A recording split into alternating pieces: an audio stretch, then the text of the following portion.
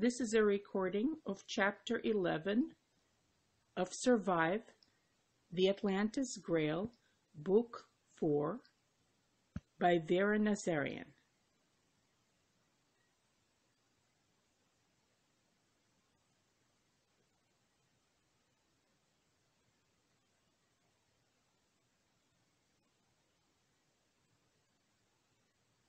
At the moment, we only intend this immense power over this one thing. The ancient Arkship responds to our plural voice chorus, and after the sonic boom, goes predictably silent. Is it done?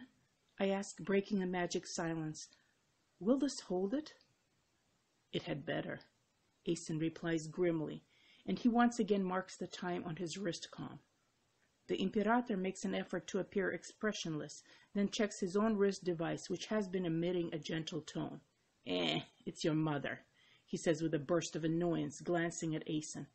She wants to know where we are and if we're available for their meal. By we, does she mean you, father, or all of us? Asen watches him, fighting to maintain his own masked expression. Pashtu, who do you think? You, me, your bride, everyone. The Imperator pauses, frowning, looks from Asen to me, then back. She must not be told about any of this. Do you understand? No one is to be told. Not any of your daimon friends. Not any member of the IEC. No one. What of the guards? I say. They must know or at least hear and see something is happening. The Imperial guards are trained to be discreet and silent. Both of you could learn discretion from them.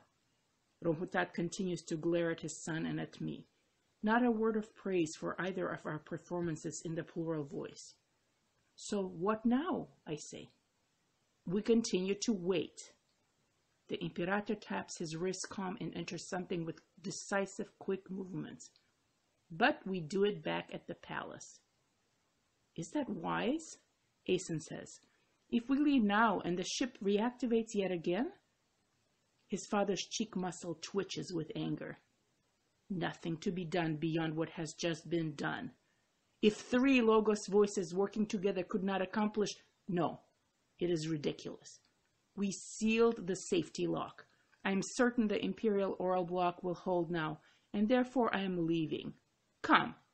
Or don't. Your choice. Your Imperial mother will expect your presence at their meal, but feel free to disappoint her.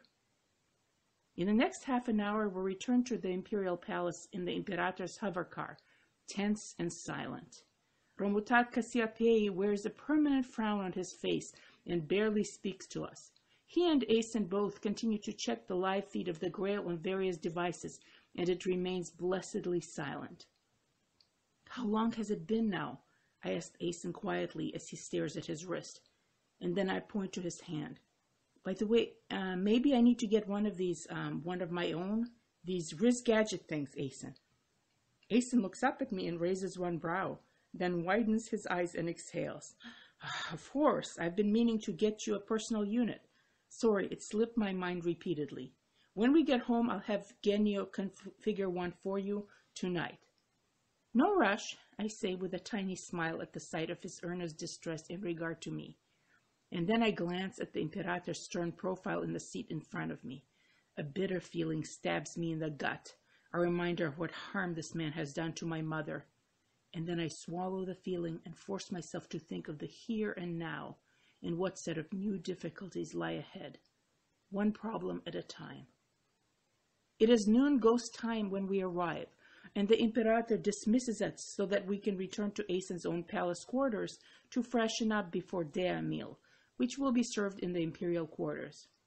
Once we're alone in the Imperial Crown Prince's quarters, the first thing I do is call Gracie and Gordy, who are presumably still at the estate in Foinos Heights.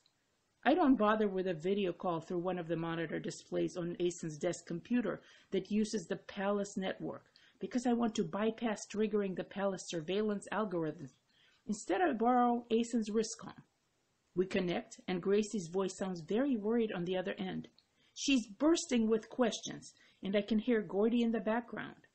Immediately, I force myself into a steady and relaxed tone and use my big sister voice to tell her that all is well and that we were successful in dealing with that certain issue.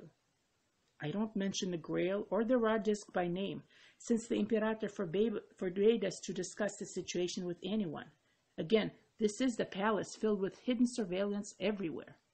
Yes, even though that particular cat's been out of the bag since last night, and my siblings and friends and the Astra Daimon are already somewhat aware there's some kind of problem with the Grail, the Imperator doesn't need to know about it. Okay, Gracie mumbles. So that raw thing, the raw disk, is okay too, right? So what exactly was wrong with it? All good, I say in an extra blank voice, hoping that she'll get a clue. More about that later. Lord, you must be exhausted after everything, and now this. Are you even... It's okay, I'm fine. Gracie pauses and says, so when are you coming back here? Day meal? Gordy is going to eat the flower arrangements if we don't eat soon. You guys go ahead. We've been invited for an official meal here, so... Oh, okay. Are you sure? I ask, feeling a little guilty that I can't just have my own sister and brother come over and have a normal, casual meal with us here. Sorry about that, G4. Oh yeah, no problem, she says firmly. We'll just eat in here and watch all the crazy news on the TV. Oala and Kerr and Zell are downstairs, and Rita has gone to pick up some of those pseudo-donut pastries you like so much. What crazy news? I guess you were too busy dealing with your top-secret stuff, but there are games protests all over downtown Poseidon, and other crazy screaming about all kinds of weird things happening. Noise explosions and strange lights in the sky and other junk. What? Just turn on the news, Gracie says, and don't bother with the Hellra network. They're underplaying all of it as if it's not even happening. Watch the Free Poseidon news. They're showing everything. Amazing, insane stuff. All right, I say. We'll watch when I get the chance. Gotta go now. Love you. Tell Gordy what I said and you go eat now, okay? See you later tonight. I disconnect the call and sit back on the sofa with a frown, while a new worry starts to gnaw at my gut. Asen glances up at me from his desk where he's logged in to take some care of business. Everything all right? Yeah, I think. It's the news. Bad stuff all over, I guess. We'll watch later, he says. As long as it's not the Ark ship again, it can wait. Now, get a few minutes of rest before we head to their meal. The fact remains unspoken between us. Having gone through the game's ordeal, I'm not really at my best, not at my full strength. In fact, far from it. And with my mom gone, I'm fragile and pitiful and pathetic. No, stop. Should I change clothing? Who else will be there? I tuck my feet under me on the sofa and a sudden burst of emotional exhaustion slams me. And I lean against the comfy back cushions, now also feeling my chronically sore muscles acting up.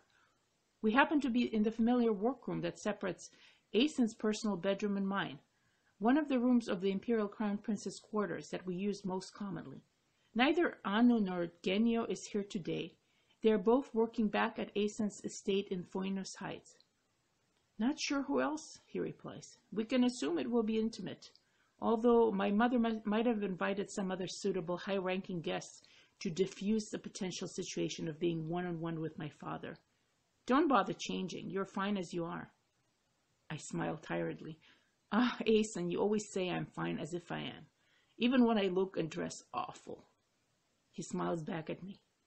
To be honest, what you consider awful is usually charming. Ah, stop.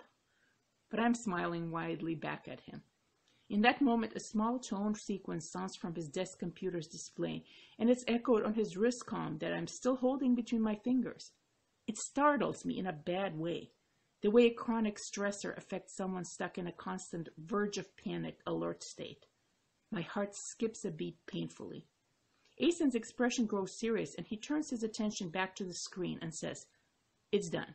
I finished configuring the alarm to sync with my own and my father's personal units and our own network accounts. In other words, if the Ark ship status changes, we will know immediately. I nod with a pained expression. Was that the ship? No, don't worry. That was just a test of the system, not a real alarm notification. Phew.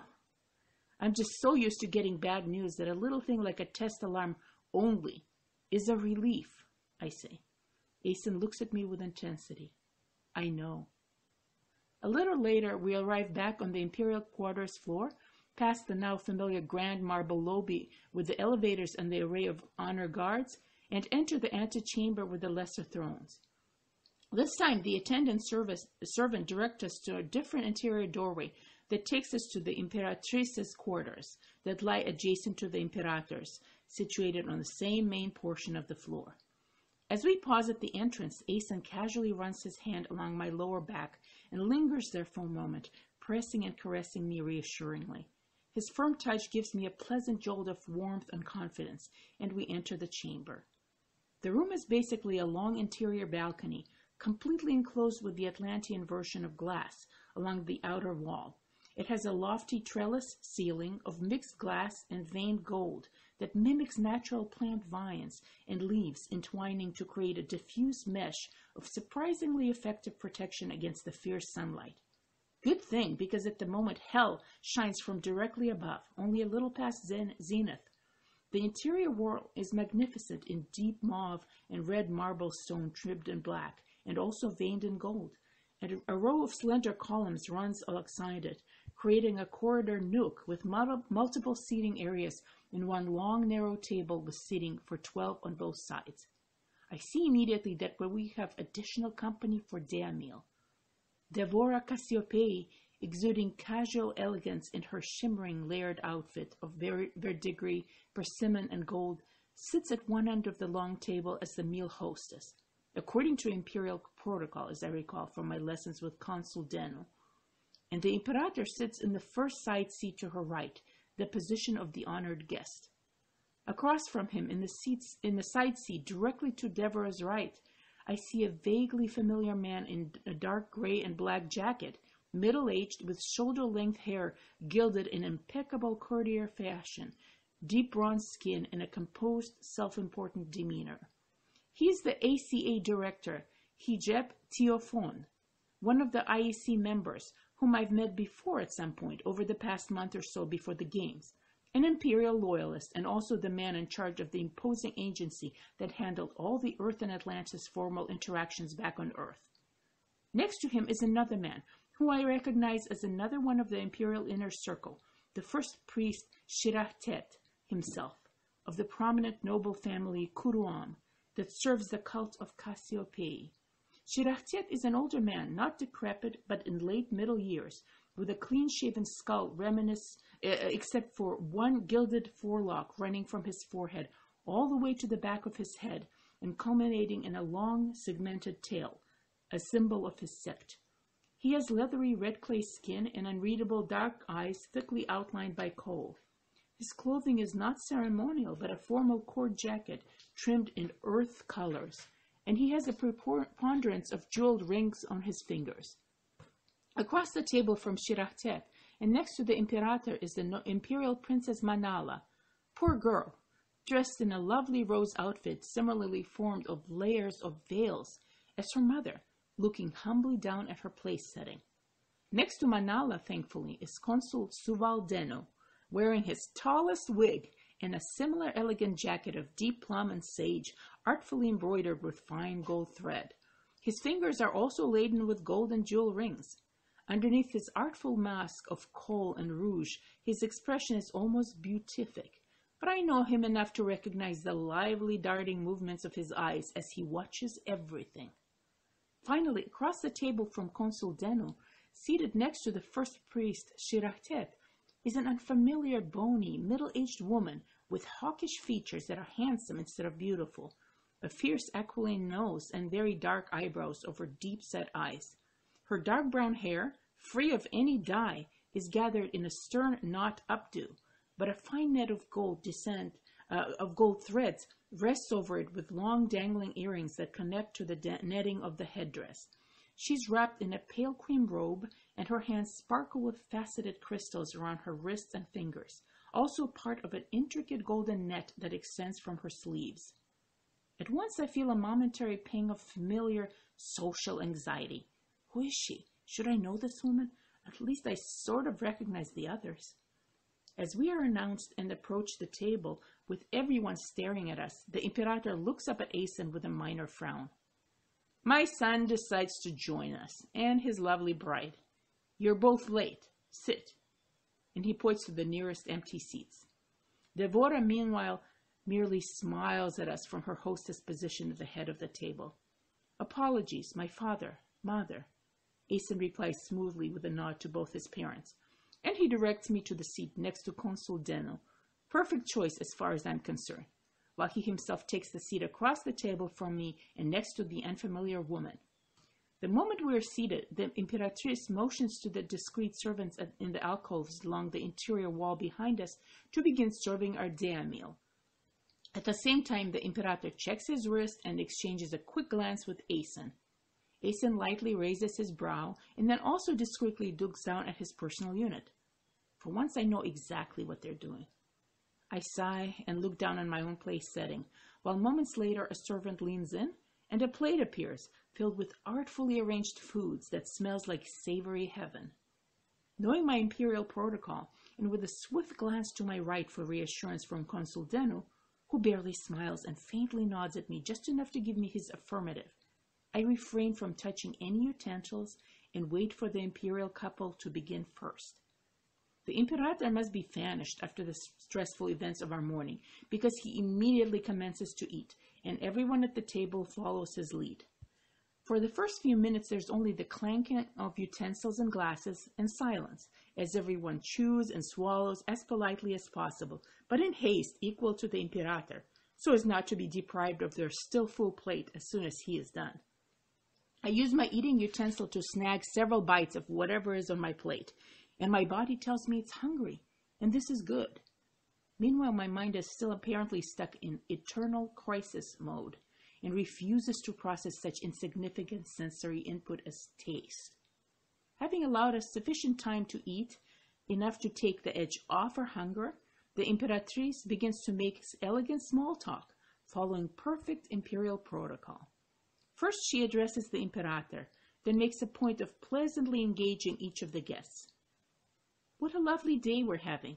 The breeze is barely cool, and I've had my morning walk in the gardens without being blown off the path, Devora says with a gentle smile, turning to her imperial husband.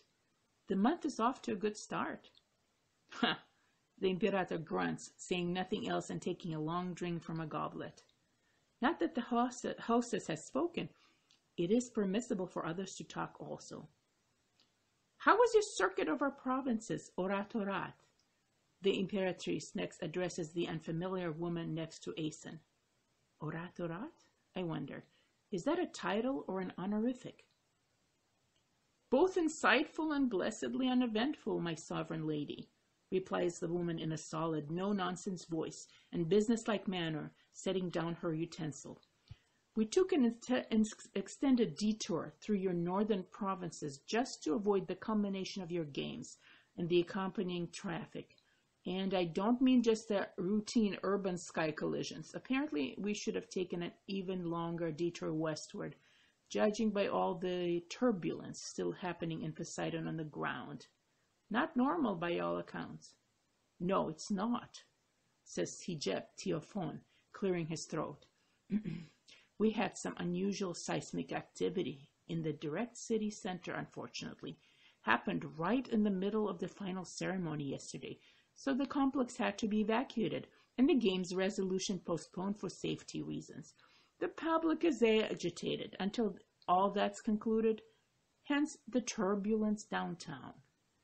Ah, the woman says, how odd. I don't recall this kind of thing happening in Poseidon. Not ever. It happens, the Imperator suddenly speaks gruffly. But yes, the timing was atrocious. The woman inclines her head. Naturally, I could be misinformed. Eos Hektet has its own minor share of ground-shaking activity along the Iad border, but nothing much reaches us in Ushab. My sympathies on the incident. Eos Heket? I recall the name of the country to the northeast of Atlantida. Okay, so she must be a foreign dignitary of some sort. My imperial sovereign, when is the situation expected to be under control? The first priest, Shirated, asks in a soft voice addressing the Imperator.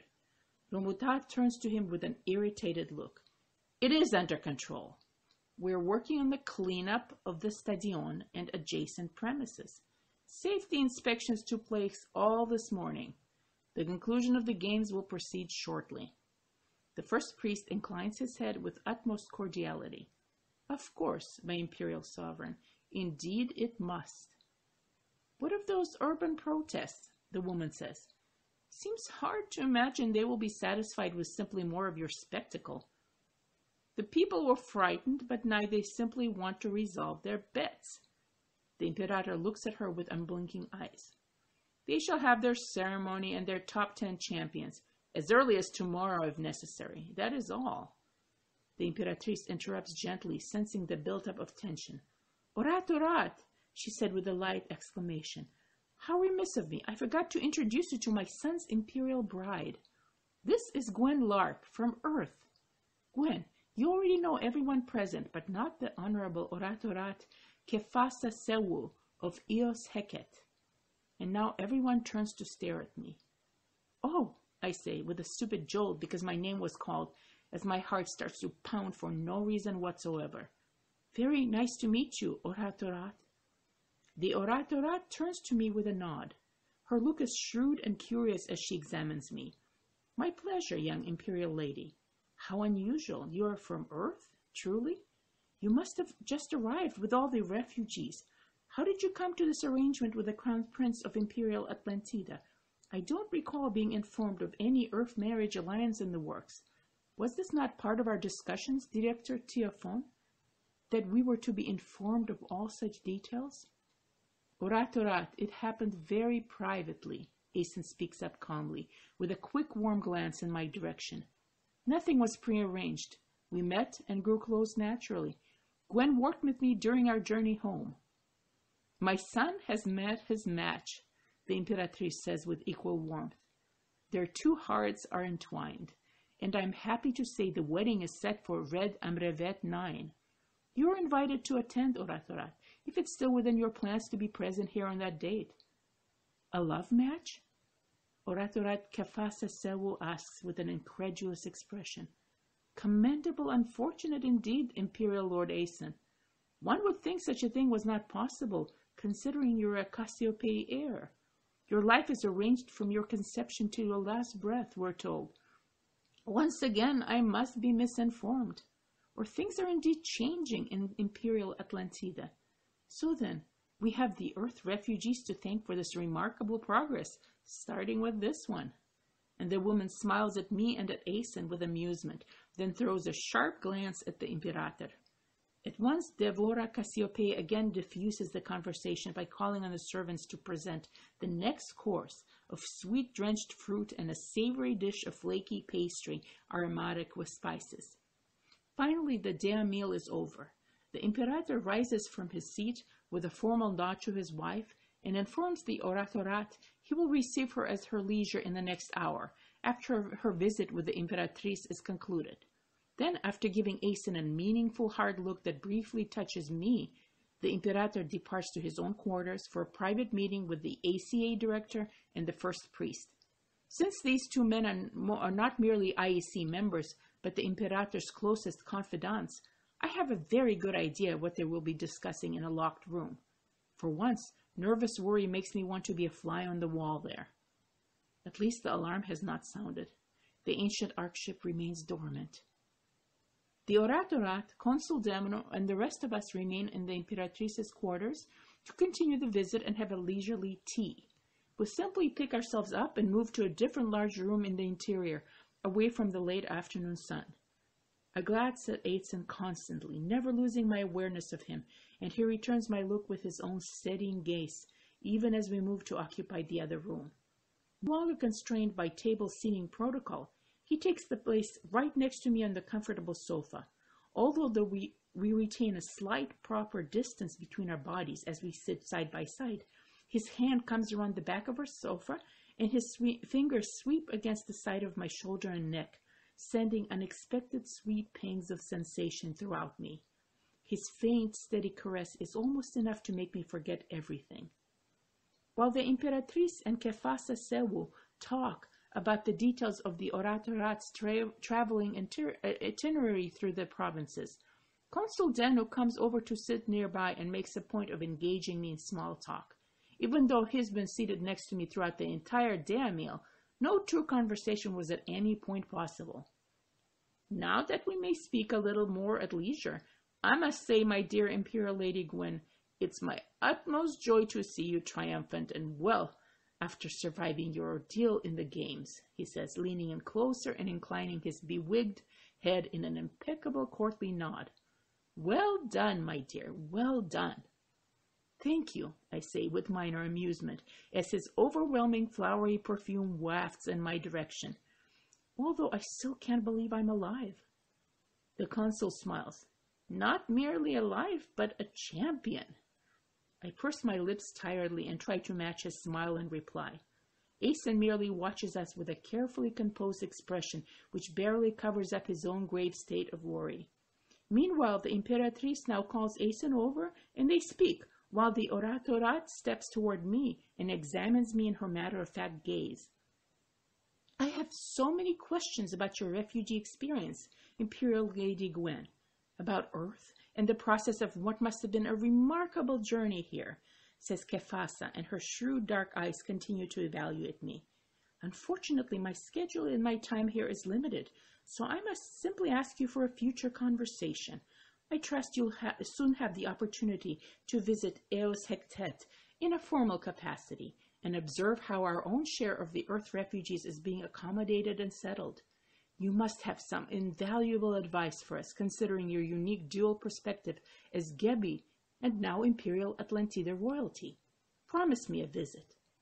Oh, of course, I say, with a glance at Aeson nearby, still talking to Devora. And then it occurs to me, I know so very little of the current political and diplomatic relations between Atlantida and Eos Hektet that I'm not even sure if I'm permitted to make such a promise or keep it. I would love to, as soon as my duties permit. Forgive me if I'm still somewhat new to all this, I say, trying to extricate myself from what could be a diplomatic blunder. Fortunately, Consul Denu is here, and he skillfully moves in to the rescue and takes over the conversation. After a few general pleasantries, Consul Denu and Oratorat Kefasa Sewu step away to converse quietly on the other end of the room. To my relief, I am left alone, and so I turn and smile at Manala, who happens to be perched on a chair nearby. I get up and walk over to stand next to her. How are you? I ask gently. How is Genji doing? Princess Manala breathes in equal relief, seeming to come alive now that her imperial father and all the imposing men are out of the room. She responds to me joyfully and starts to chatter about her big black, notoriously flatulent cat, having missed seeing me all these days since before the game's ordeal started. But now Aeson interrupts her gently and comes up to me. He takes my hand, directing me back to the large sofa so that Manala follows us, still speaking to me, or rather at me, with enthusiasm. Thankfully, she hasn't mentioned anything about the events from last night regarding the whole business of the raw disc. It's possible she had conveniently forgotten, as she tends to do when things get too disturbing. Devora Cassiope picks up a glass of tea, that is, the Atlantean equivalent, some kind of a light brew of pleasantly fragrant plant leaves steeped in hot water, which, if I remember correctly, is called Aeogir, and joins us. Hush, Manala, child, move over a little, the Imperatrice says to her daughter mildly, setting down to her Aeogir on a tray table before the sofa, so that the rich amber-colored liquid dances in the light like an agitated jewel and wafts curls of vapor. She then sits down right between Manala and me and puts her hand on my arm, patting it. How are you, Gwen? How are you holding up? I hope my husband was not too hard on you this morning. She doesn't know about the ship, it occurs to me. She thinks we simply had a horrible confrontation. It's okay, I say with a tiny smile, then glance at Aeson, who is sitting on my other side. At this point, you must be weary beyond all comprehension, my dear. Would you like to go lie down now? Devora asks, just for a little while at least. No, I'm all right. I make a point of speaking in the most light-hearted way possible, even though I'd love nothing more than to collapse in bed right now and curl up in the fetal position. I know somehow that I cannot, not until the Arkship situation is resolved. They might need me again, or at least require the use of my Logos voice. Very well. The Imperatrice squeezes my hand. But the moment you feel tired, please don't hesitate. Asen, make sure she gets sufficient rest tonight, since nothing else is scheduled and the most immediate crises are over, thank the gods. Oh, if only she knew. That's a promise, Asen says, watching me closely. We will likely head home soon, in a few hours. And then he involuntarily checks his wrist com. Again, my heart skips a beat. But I breathe and nod to them and absently watch Manala as she looks around the room and then calls up a smart display and turns on the TV without a sound. The small board screen levitates in the air before her, and I can barely make out 4 split screens with various news feeds. Manala frowns at some of the apparent violence and quickly scrolls through the feeds. I take a deep breath and tell myself not to look at whatever it is. Bad, crazy news, as Gracie had called it. Right now, I honestly don't want to know. Just for a moment, a stupid, tiny, little, impossible, blessed moment, I'd like some peace. But that's not happening. An hour later, the Oratorat ends her visit, and Consul Denu, obviously now acting in his diplomatic capacity, accompanies her to the imperial audience. As soon as the woman is gone, Asen says to me, Gwen, you did very well. That woman you just met is very important. She's what you would call a prime minister or president of her country, our important ally and neighbor, Eos Hekte. I had a feeling she was. I let out a deep breath. So, what is Oratorat exactly? It is an elected position of government leadership, the Imperatrice tells me. I regret, poor Gwen, that you were not warned ahead about her presence. But truly, I had no idea she would choose to join us at today's intended to be casual dinner meal, instead of going straight for an imperial audience or the latest Imperial Executive Council session. I have a feeling she wanted some fresh gossip about the state of affairs. She must have really gotten a bad impression from seeing Poseidon in the middle of urban protests. The Imperatrice pauses, looking at her son. Asen, what is really going on out there? You know, I couldn't bear to watch any of it yesterday, but they tell me the unfortunate quake happened exactly during Gwen's final tiebreaker event of the games. Is that right? How terrible it must have been for you. So, the Imperatrice also doesn't know what actually happened at the games. What I did. I believe Gwen doesn't need to be reminded of it now, Asen says softly, glancing at me with intensity. Ah, so many complex meanings in that look of his. But mostly a subtle reminder to me, say nothing. I am saved from having to make any response by the dreaded alarm tone coming from Asen's wrist.